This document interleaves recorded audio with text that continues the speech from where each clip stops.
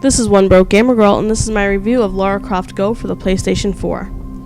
This was the last of my sale games. This one I was a little weary of purchasing though because I had played Hitman Go and thought it was just okay. There's a link in the description for my full review of Hitman Go. Moving on though, I figured it wasn't fair to judge a game based on another similar game, so I decided to give this one a shot and see if it was any different or if it was more of the same. This isn't your typical Tomb Raider game, but you'll still be playing as Lara Croft in this short adventure. You'll have 5 main levels to complete that will involve Lara doing what she does best, raiding a tomb and putting herself in all types of danger. There are 2 extra bonus levels as well that are similar, but only span 1 level each. This game is strictly strategy based though, as you'll play through each level moving a little chest-like piece of Lara around a board that's filled with different obstacles. Avoid all of the obstacles in order to get to the end and move on. Make one wrong move and it's the end of Lara. Although this game, like Hitman Go, doesn't have that deep story that both franchises are known for, I still enjoyed this game a little bit better. I think the reason was because the story throughout this game was more thought out. You had to collect 3 keys in order to reach the main prize of the tomb. It's pretty clear, and I feel like this is one of those game franchises where you can do this with. For me, Hitman Go didn't do this, and it felt like every level was random and didn't coincide with the previous level. I also enjoyed the strategy-based play, where you basically had to plan out each move in order to get things just right, since making the wrong move would usually result in death. When it comes to the playability for this game, here's the thing. The first 5 levels operated smoothly. You were told how to use the spear, how to move the pillars, and so on. This was a simple mechanism that worked. But I have no idea what the hell happened when you reached the 2 bonus levels of 6 and 7. All of these mechanisms that ran smoothly went to shit, as the simple task of throwing the spear just wouldn't work at times. The same thing with the moving of the pillars. I don't know how many times I tried to grab a pillar only to move without it, or finally grab it and move it in the wrong direction. This became increasingly frustrating, and at one point I even thought it was because of my controller.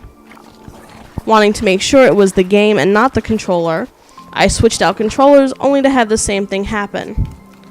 It's like the 2 bonus levels were completely different from the first 5 and were untested. This is a major problem that I'm probably guessing will not get fixed. If you're going to put out a whole game, make sure the whole thing works, not just the first part of it. I really enjoyed the graphics for this game and was once again surprised that it made the transition from mobile to the PS4 as well as it did. The graphics were filled with detail and it really felt like it was a Tomb Raider game. Lara Croft looked like Lara Croft, not like she looks today, but how she used to look, which was a nice bit of nostalgia, and each area was well designed and had an appealing look to it. Complete this game and do everything it has to offer in order to get 18 trophies. There are 17 regular trophies and then 1 platinum. The trophies are super simple to get, and some of them just require you to play the game. The only difficult trophies are for the collectibles. There are times when you'll have to go back because you missed one of the many vases that you have to find throughout the game, but at least the game gives you the option to go back to the specific level that you have to go back to, and even tells you if you were able to get the collectibles or not. This is strictly a single player game, just how I like my games.